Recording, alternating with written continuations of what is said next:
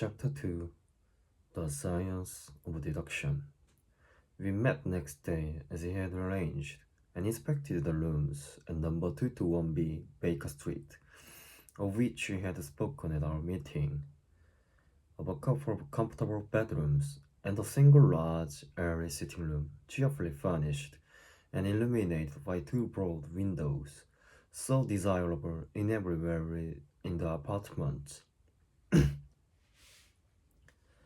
That bargain was concluded upon the spot, and we at once entered into possession.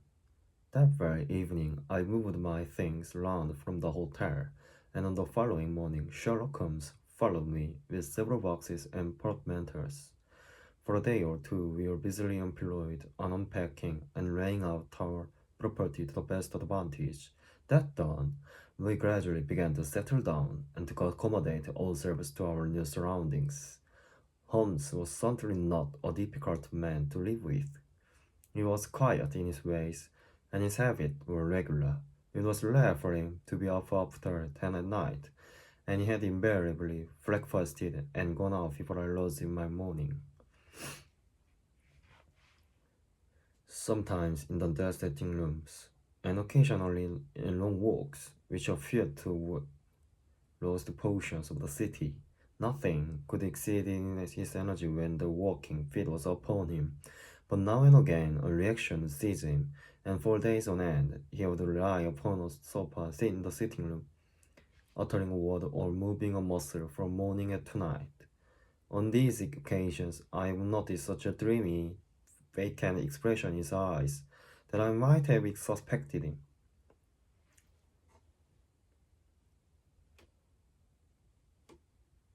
Such a notion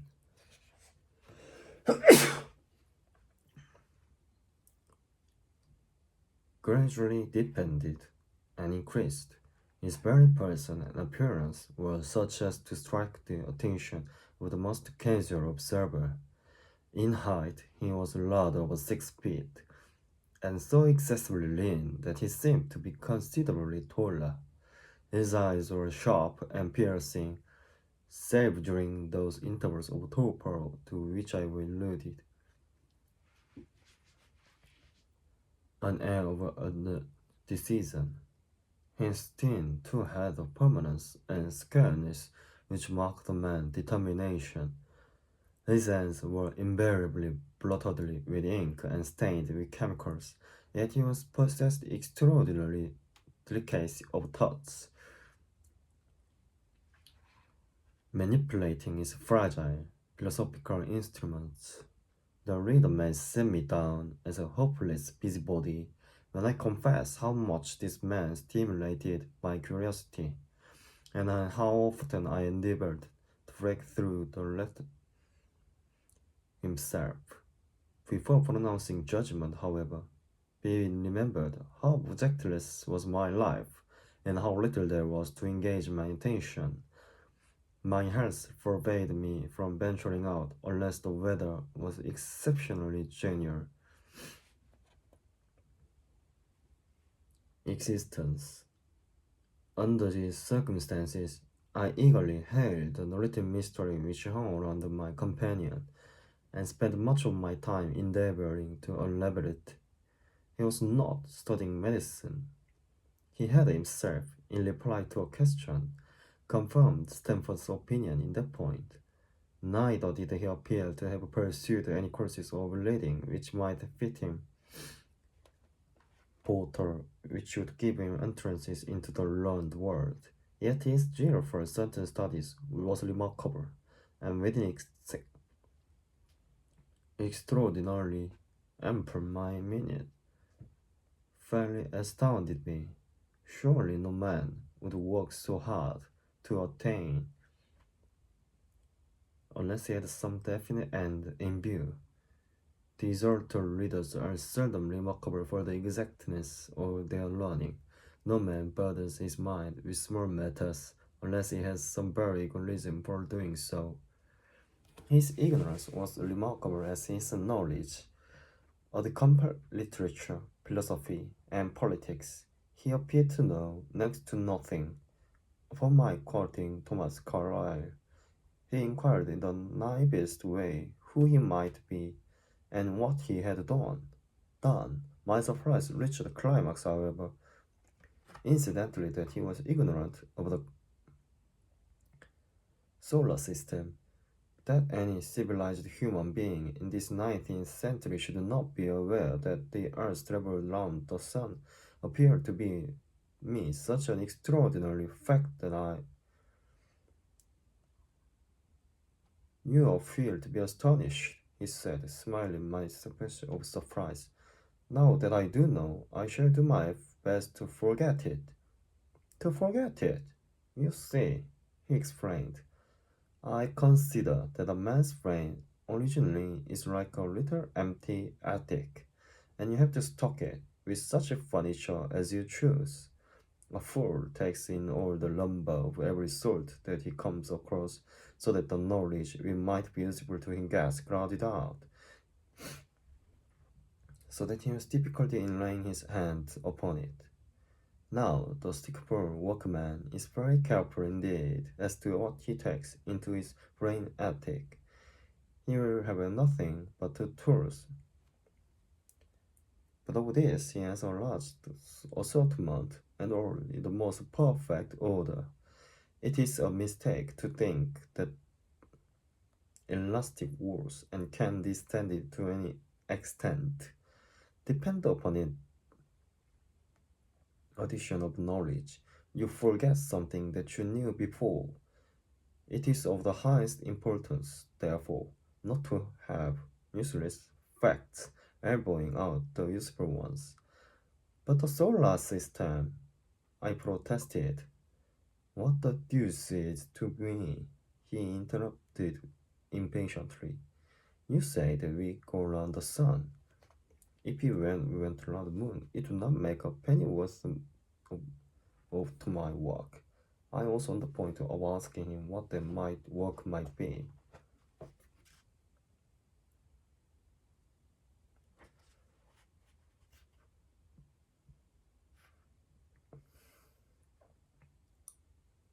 He said that he would require no knowledge his object. Therefore, all the knowledge which he possessed was such as it would be useful to him.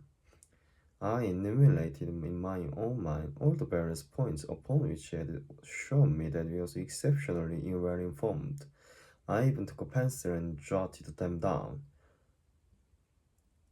At the document, when I had completed it, it ran in this way. Sherlock Holmes, his limits. 1. Knowledge of literature, nil. Philosophy, nil.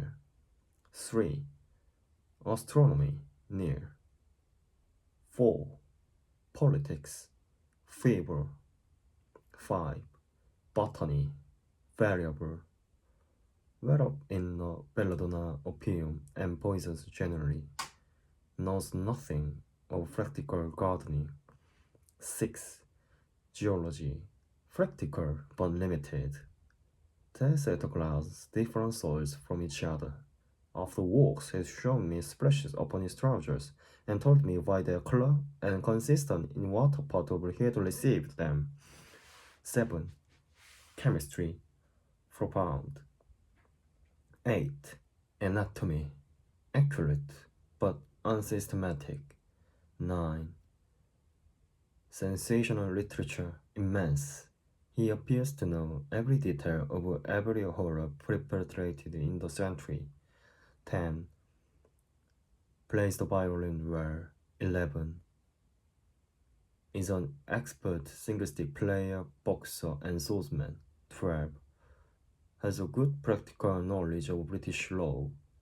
When I had got so far in my list, I threw in despair. If I can only find what a fellow is driving at my reconciling all these accomplishments and discovering a calling which needs them all, I said to myself, I may as well give up to attempt at once.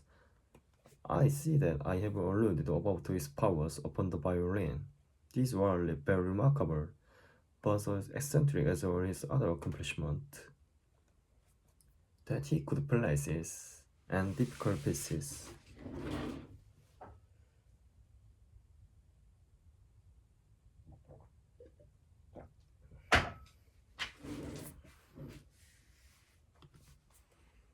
I knew where, because at my request he has played me some of Mendelssohn's Lieder and other favorites. When left to himself, however, he would seldom produce any music or attempt any recognized air. Leaning back in his armchair of an evening, he would close his eyes and scrape carelessly at the fiddle which was thrown across his knee. Sometimes the chords were sonorous. Occasionally they were fantastic and cheerful. Clearly, they reflected the thought which possessed him, but whether the music aced whim or fancy was more than I could determine. I might have rebelled against this, terminated them by playing in quick succession a whole series of my favorite airs. Patience. During the past week, no callers, and I had begun to think that my companion was a friendly man as I was myself. Presently, however, I found that he had many acquaintances, and thus in the most different. There was one little sallow, red-faced, dark-eyed fellow who was introduced to me as Mr. Lestrade. One morning, a young girl called, fashionably dressed, and stayed for half an hour or more. The same afternoon brought a gray-headed city visitor, looking like a Jew peddler, who appeared to me to be much excited and was closely followed by a. On another occasion, an old white-haired gentleman had an interview with my companion, and on another, when any of these nondescript individuals put in an appearance, Sherlock Holmes used to beg for the use sitting room, and I would retire to my bedroom. He always apologized to me for putting me. I have to use this room as a place of business, he said, and these people are my clients. Again, I had opportunity of asking him to a point-blank question, and again my delicacy prevented me from forcing another man to confide in me. But he soon despaired the idea by coming round to the subject of his own accord. It was upon the 4th of March, as I have good reason to remember, that I rose somewhat earlier than usual, and I find Sherlock Holmes had not yet finished his breakfast. The landlord had become so accustomed to my prepared. With unreasonable patrons of mankind, I rang the bell and gave a curt intimation that I was ready, while my companion munched silently at his toast. One of the articles had a pencil marked at the heading, and I naturally began to run my eye through it. It's somewhat ambitious. This was the book of life, and it attempted to show how much an observant man might learn by accurate and systematic. It struck me as a being remarkable mixture of shrewdness. The reasoning was close and intense, but the deduction appeared to me to be far-fetched and exaggerated. The right claimed by a momentary expression, a twitch of a muscle or glance of one eye, to fathom a man's deceit, according to him, was an impossibility in the case of one trained observation and analysis. His conclusions were infallible as so many propositions of Euclid. So starting, these results appeared to the process by which he had arrived at them, they might well consider him as a necromancer. From a door of water, said the writer. Niagara, without having seen or heard of one or the other. So all life is a great chain, the nature of which is known whenever I shown a single link of it. Like all other arts, the science of deduction and analysis is one which can only be acquired by long and patient study, nor is life long enough to allow any mortal highest possible perfection in it.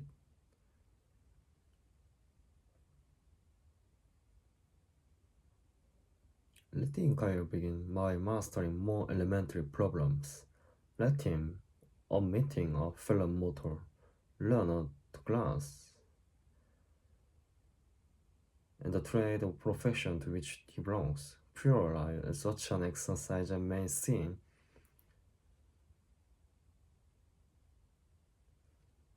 and what to look for by a man's fingernails, by his coat sleeve, by his boot, by his trouser knees, by the callosities of his forefingers and thumb, by his shirt cuffs.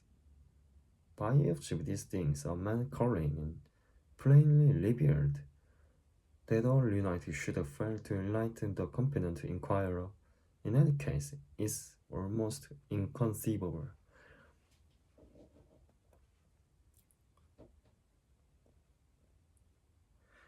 I never read such a rubbish in my life. What is it? Asked Sherlock Holmes. Why, this article, I said, pointing at it with my egg spoon and set down my breakfast. I see that you have read it. Irritates me, though, the theory of some armchair lounger who evolves all this neat study. It is not practical. And asked with the trace of all his fellow travelers, either have led thousands to on against him.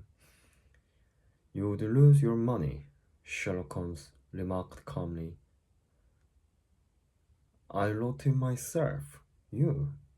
Yes. Both for observation and for deduction. The theories.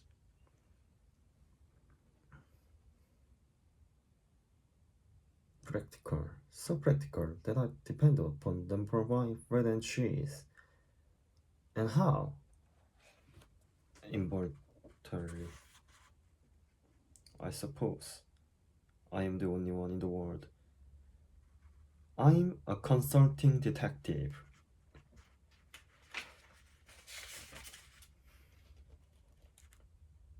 And lots of private ones. When these fellows are at fault, they come to me, and I manage to put them on the right scent. Generally able, by the help of my knowledge of the history of crime, misdeeds, if you have all the details of 1,000 at your fingers and Lestrade is a well-known detective. He got himself in the fog recently over. And these other people? They are mostly sent on my private inquiry agencies. Enlightening.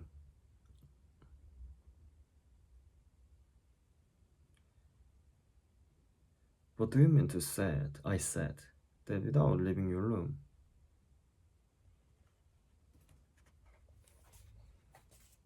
For themselves. Quite so. Intuition that way. Now and again, a case turns up with little more complex. Then I have to bustle about the settings. You see, I have a lot of special knowledge. Wonderfully. Those rubber deduction laid down in that article which arounds your scorn. Practical work. Observation with me is second nature. You appear to be surprised when I told you, on our first meeting. You were told, no doubt. Nothing of the sort. I knew you came from Afghanistan. From long habit, to train of thought ran so swiftly through my mind. Intermediate steps. There were such steps, however. The train. Here is a gentleman of medical tie. You mind Edgar Allan Poe's Dupin? I had no idea that such individual did exist outside of stories. Sherlock Holmes rose and lit his pipe. No doubt, you think Dupin is observed. Now, in my opinion, Dupin was a very inferior fellow. That trick of his of quarter of an hour silence is really very showy and superficial. He had some analytical genius, no doubt, but he was by no means such a phenomenon as Poe appeared to imagine. Have you read Gaboriau's works? I asked. Detective. Sherlock Holmes sniffed sardonically. Lecoq was a miserable bungler, he said in an angry voice. He had only one thing to recommend him, and that was his angry energy. That book made me positively ill. The question was how to identify an unknown prisoner. I could have done it in 24 hours. Lecoq took 6 months or so. It might be made a textbook for detectives to teach them what to avoid. I felt rather indignant and having two characters whom I had admired treated in this cavalier style. I walked over the window and stood looking. This fellow may be very clever, I said to myself, conceited. In these days, what is the use of having friends in our profession? I know very well that I have it my famous. No man lives or has ever lived who was brought the natural talent to detection. And what is the result?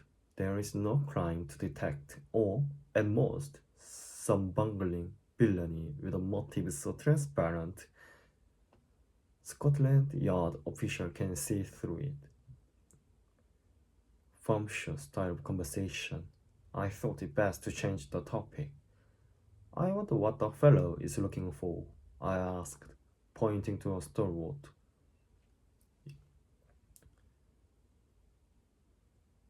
Anxiously at the numbers. He had a large blue envelope in his hand. You mean the retired sergeant of marines, said Sherlock Holmes. Frag and bounce. He knows that I can't verify his guess. The thought had hardly passed through my mind.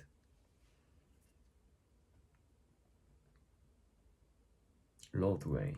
We heard a loud knock, a deep voice below, and heavy steps ascending the stair.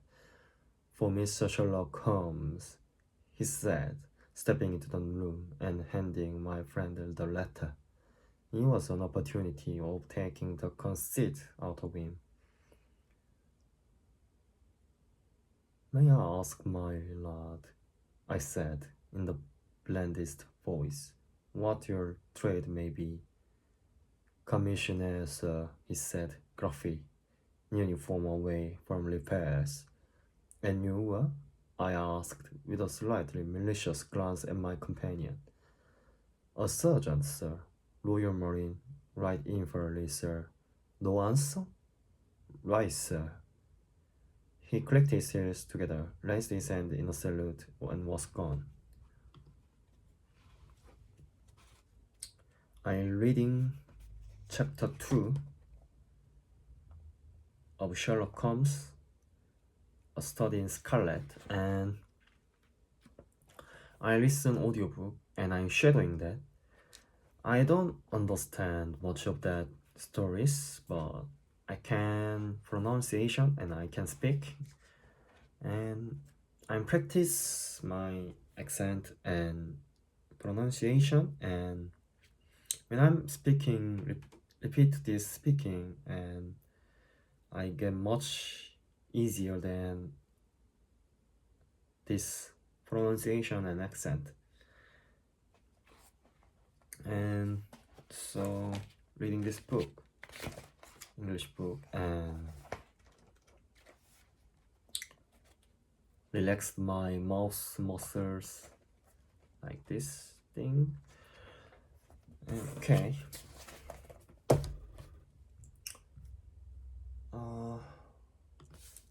Okay.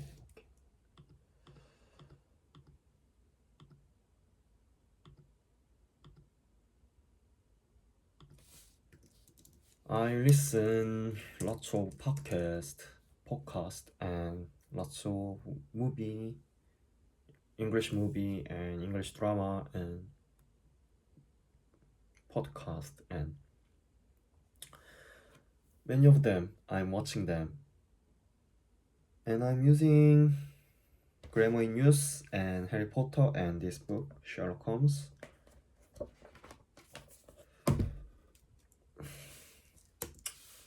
Anyway,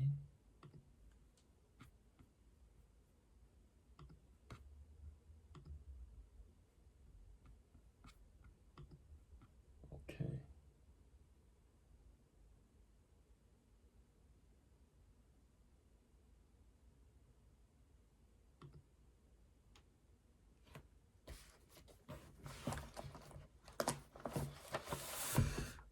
I practice some sentence.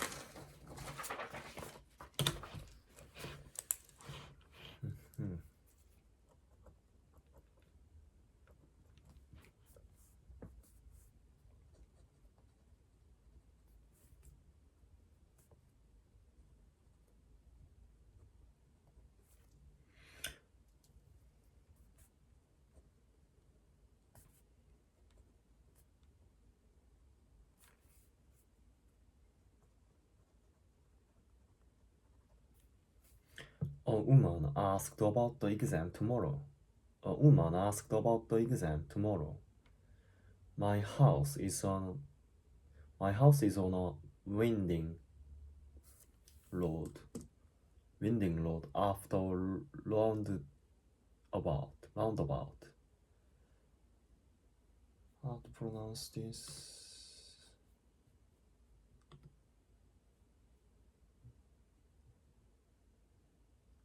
Winding road.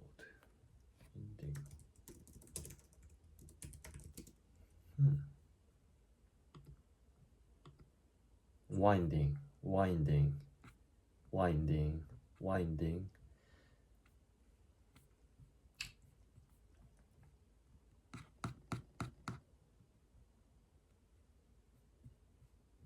I need some water.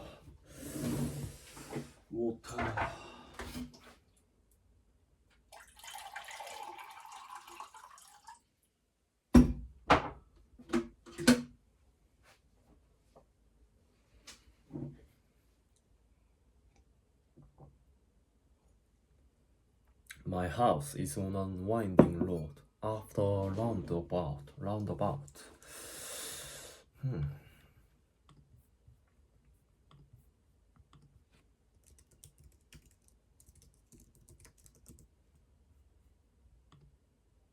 Roundabout.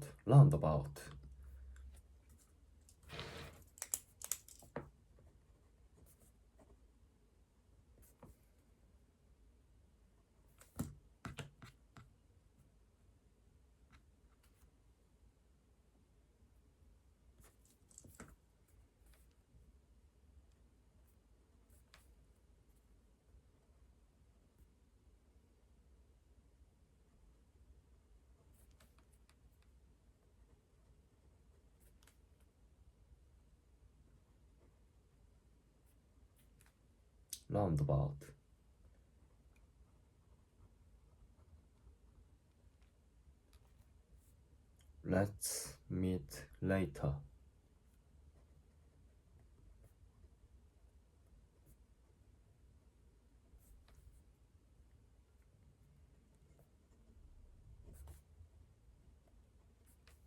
I may need to take a taxi.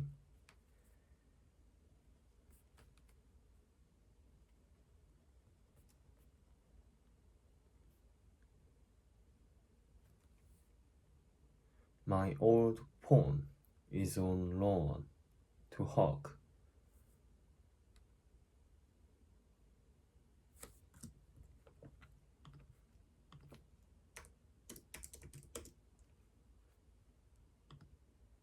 Loan.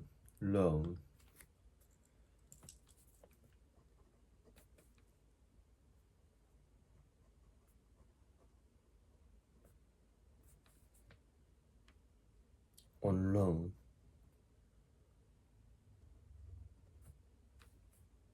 To Hawk.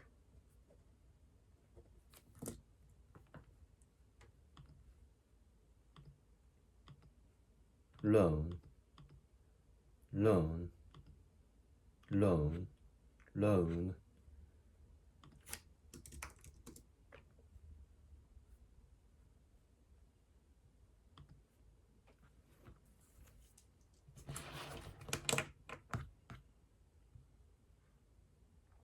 A woman asked about the exam tomorrow. A woman asked about the exam tomorrow. A woman asked about the exam tomorrow. A woman asked about the exam tomorrow. Asked about the exam tomorrow. My house is on a winding road after a roundabout. Roundabout. My house is on a winding road after a roundabout. My house is on a winding road after a roundabout. Let's meet later. I may need to take a taxi. Let's meet later. I may need to take a taxi. Need to take a taxi. Let's meet later. I may need to take a taxi. My old phone is on loan to Hog. My old phone is on loan to Hog.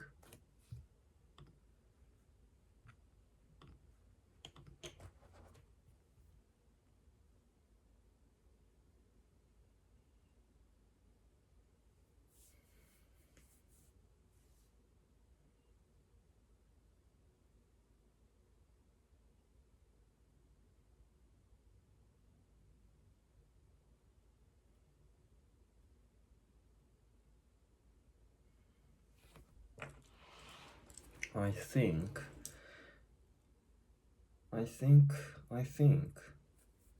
think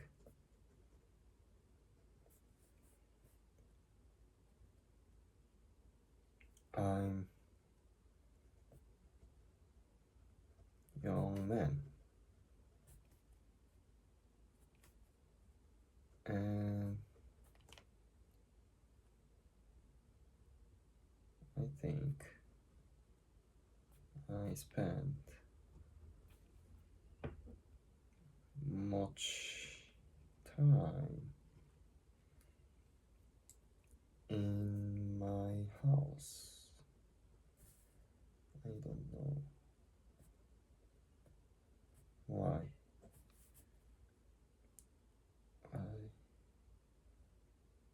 I don't want sunshine on my skin. I don't want drunken.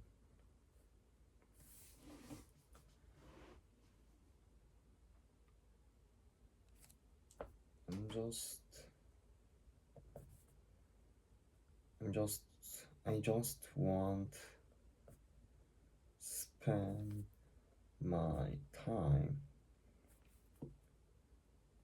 for my future, like my health, my family, and my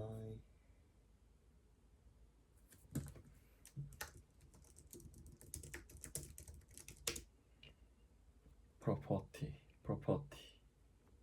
wealth.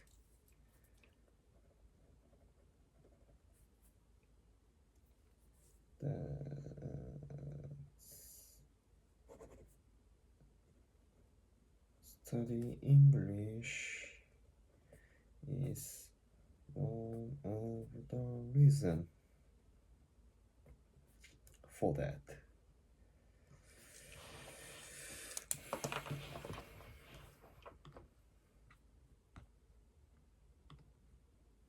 I think I'm young man, and I think I spend much time in my house.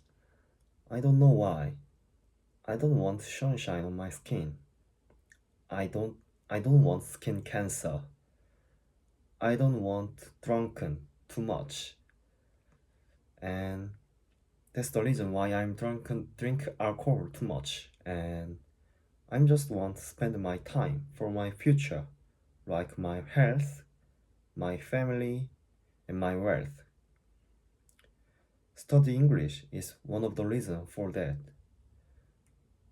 English is, I think, in my opinion, English is international language. So in the future, English is one of the most important thing in the world.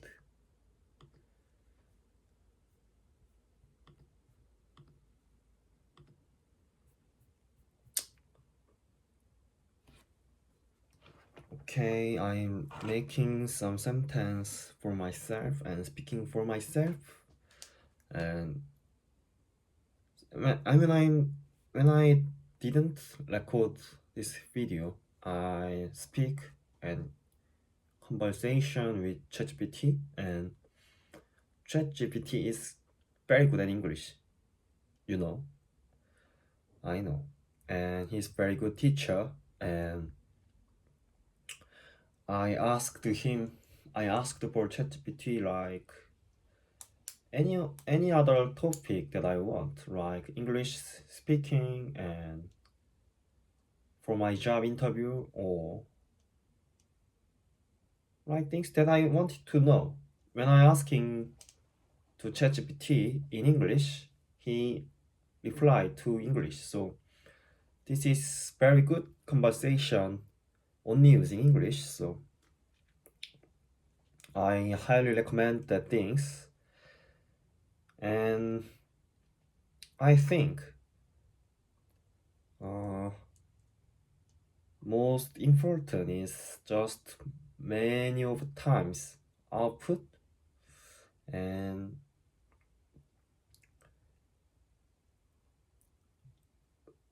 mm, express my opinion to clearly, the most important thing. And yeah, anyway, in recent days I don't study English so much time. I didn't study English mm, too hard. And anyway, thank you for watching today's video. And if you don't want to see me, if you want to see me, blah blah blah, if you want to give me feedback anytime, comment down below. It's very helpful. And I study English more than 100 days, and I'm very happy for that.